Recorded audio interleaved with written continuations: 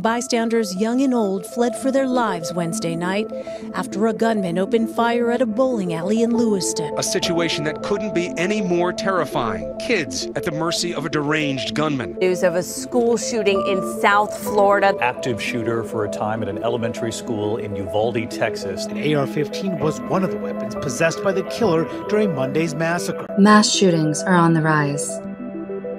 Most Americans support common-sense gun laws like universal background checks and a ban on assault rifles. So, why can't Congress get anything done?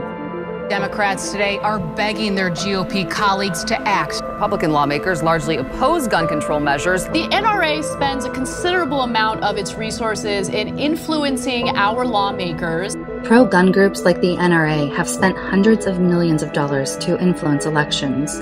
Almost all of that money went to Republicans. Thanks to the NRA, we beat back, I think, the most aggressive gun control agenda in the history of the country. The NRA spent $433,046 to elect Republican Lindsey Graham. A lot of people use ARs and AKs for sporting purposes. Let's stay focused on the issue at hand, which isn't some generic question about guns. The NRA spent $1.3 million to elect Republican Josh Hawley. Can you tell me right now that you will not accept a single donation from the NRA? I will always accept the help of anyone who agrees with my agenda. The NRA spent $3.3 million to elect Republican Marco Rubio.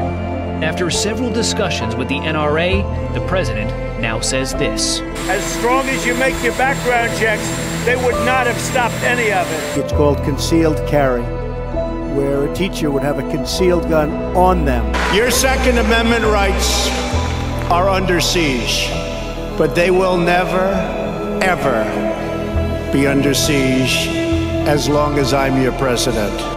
The NRA has spent $46.5 million on Donald Trump's presidential campaigns. There are common-sense solutions to the gun violence crisis, but the gun lobby and their Republican allies are standing in the way. In order to protect our children from gun violence, we need to re-elect President Joe Biden and a Democratic majority to Congress next November. Register, volunteer, donate, and vote. Read, watch, listen, and subscribe at politicscodeblue.com.